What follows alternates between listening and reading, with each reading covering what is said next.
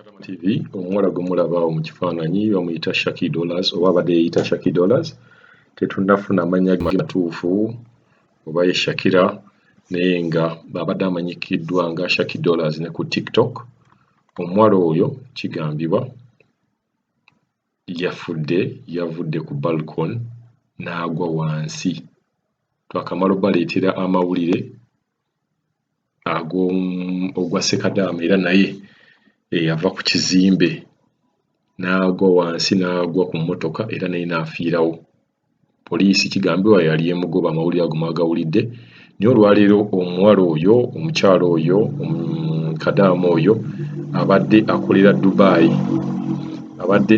Dubai nga yeeyita Shaky Dollars. Bw'ogenda ku TikTok ojja kubeera ng'omufuna. Kigambibwa nti nno yasukumibwa okuva ku balcony ne bamusukuma n'agwa wansi n'afiirawo. Ebifaananyi by'omulambo gwe tubirabyeko, lwakuba tusobodde kubeera nga tubiteekayo. We twagala famire yonna emanye omuntu oyo, omuntu yenna amanye omuntu oyo abeere nga passing on information, abategeeze nti omuwala oyo kiteebereza okuba nti nno yafudde. Basobola okuba ku ssimu ze ne balaba, naye bwe tugenze ku TikTok ye tulabye nga yakoma okuteekayo vidiyo ye yasembayo mu nnaku 5 emabega. Bingi ebigambibwa ku muwala ono era bingi ebiyitiŋŋana ekyamuviiriddeko okufa. Waliwo abagamba version ziri bbiri. Waliwo abagamba nti no baasukumye okubeera nga tebafunye obutakkaanya n'abantu ababadde mu nnyumba ne bamusukuma n'agwa wansi. Baasoose kuyomba ne bamusukuma n'agwa wansi. Ne wabeerawo version endala ne bagamba nti yeekanyuze wansi oluvannyuma ng'ebintu nti birimu love affairs ebyo, naye tetunnamanya, tetwagala kubeera nga tukikomentingako ddala nti bwe kityo bwe kyabadde. Naye abasinga okumumanya maybe bajja kubeera nga beeyongera okunnyonnyola abantu oba abadde bakwano be, kuba nkimanyi abadde n'emikwano mingi omuwala oyo abadde yeeyita Shaky Dollars. Kitalo nnyo ddala, naye nga kitwagala obbagamba nti bane mwegendereze nnyo owantu wonna we mukola, mwegendereze nnyo n'abantu be mubeera nabo. Kino ekintu ky'abantu okubeera nga bava ku bizimbe ne balwa, ekyo ekintu kizze nga kiviira ddala abakadaama bwe baatandika okugenda ebweru. No babeera nga bagamba Kadaama bw'ati ne bw'ati yavudde ku kizimbe n'agwa, yavudde ku kizimbe baasukumye, Omuwarabu yamusukumye, mikwano gye gyamusukumye. Ekituufu tekimanyika, kuba jjukira gwe oba ofudde ate gwe wekka aba amanyi information eyo. Kati ng'ono Ssekadaama yafudde, Hashim gwe baasukumye era nayo kigambibwa nti baasukumye. Ate version endala n'egamba nti poliisi yabadde raidinze ekiyumba ekyo mwe babadde basula, kati yabadde agezaako okudduka ng'ayita mu ddinisa. Era bwe twogerera nga bannayuganda 12 bali munda okubeera nga babanoonyerezaako Hashim yafudde atya. Naye nga radio yatwaliddemu bannayuganda 2 bali ku deportation, naye bano be balinamu interest bali 12. Bagamba nti wadde poliisi yazze ne raiding ekizimbe, naye ate ono tewali ngeri gye yabadde alina kubuukamu mu ddirisa. Kati version zitera okubeera bwe zityo, ate era okukomekkereza tewabeera muntu gwe basiba.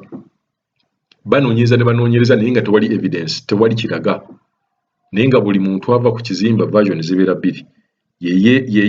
Yeekanyuzeeyo n'agwa wansi oba baamukanyuze bukanyuzi, bibeera ebintu 2. Ekya Shaky Dollars tetumanyi, kujjawo nga waliwo omuntu amanyi okusingako musobola otuweereza message Kadaama TV. Namba yaffe mugimanyi, musobola okuweerezaako message ne mutunnyonnyola bw'oba yabadde mukwano gwo ne famire. Tusaasidde nnyo famire ye, bw'abeera ng'abadde n'abaana nakyo kitalo nnyo ddala.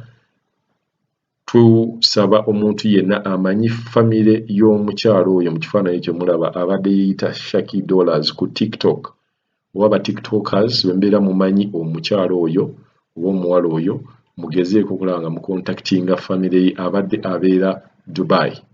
Tulabe nga tulina engeri gyesobola okwasaganyaamu ekintu kino, famire ye etandika okubeera nga egoba ku bintu by'okubeera nga ezza muwala waabwe.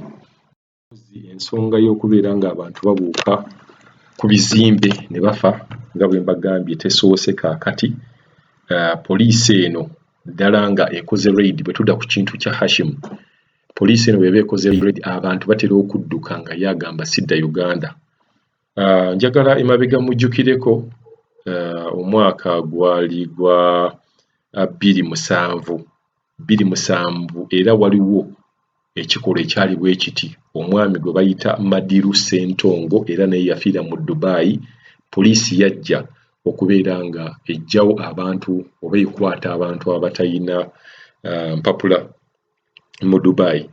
Omwami ono Madiru Ssentongo naye era yafa mu nfa y'emu. Poliisi bwe yajja n'ayagala okuyita mu ddirisa n'agwa. So nga tetunnaba kuteebereza nga bwe twagambye nti poliisi yakutte bannayuganda bano 12 esooke erabe nti ekintu kino kyali kibaddewo 27 mu mwezi gw'okubiri 27 mu mwezi gw'okubiri nga 19 Madiru Ssentongo naye yafa mu ngeri eno bweti. Yalina Desemba in fact yafa mu Desemba 26 naye ng'omulambo oguwa baganda be baguba wa 27 mu Febu 19. Ekyo nkiddamu nti yafa mu Desemba nga 26 omulambo gwe ne baguwa baganda be oba famire ye mu 27 nga 19 era omulambo gwe baguwa muganda we gwe baali bayita Ssentongo Abdul gwe bawa omulambo gwe n'abeera ng'aguze e Uganda. So enfa ng'eno tukubiriza abantu mwenna abali e Dubai, poliisi bw'eba ezze n'omanya nti poliisi ezze egenda kubeera ng'ebasalako ebakwate mu kifo ky'okuyita mu ddirisa kuba tulabye ng'abaana bangi bafa. Toyita mu ddirisa, leka at least bakutwale naye oleme kubeera ng'oyita mu ddirisa ofe kuba bangi oba abantu bangi abagenzi bafa. Kati wantwogera ku bannayuganda naye bannakenya nabo bakoze ekintu kyekimu, abatanzania bakoze ekintu kyekimu. Oyita mu ddirisa n'olowooza nti ogenda kubaza obeere nga olina engeri gye weekweseemu oba odduke naye ogenda okulaba ng'oseeredde.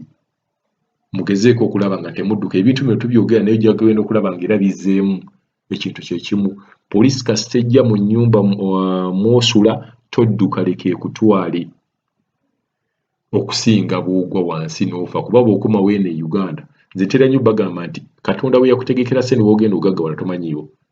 Bangi abazifunye e Uganda, bangi abazifunye e Dubai, bangi abazifunye mu Europe. Oyinza okwesanga ng'okutikkako ne bakujja e Dubai n'okomawo wano e Uganda ate we zaakulema ate okomawo ate n'ozifuna ng'omaliridde. Kitalo nnyo ddala. Kati bwe tudda ku sister waffe ono, bwe tudda ku omukyalo ono gwe bayise yeeyita Shaky Dollars wano ate poliisi teyabaddewo. Sigamba nti baadde bakoze raid. Bo bagamba nti yavudde ku baluko n'agwa, ye story gye mbagambye esooka. Ate endala bagamba nti baasukumye musukume nti waliwo omuntu eyamusukumye.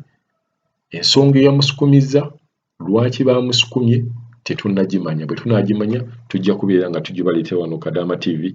N'ekitalo nnyo ddala tusaasidde aba family ya Shaky Dollars.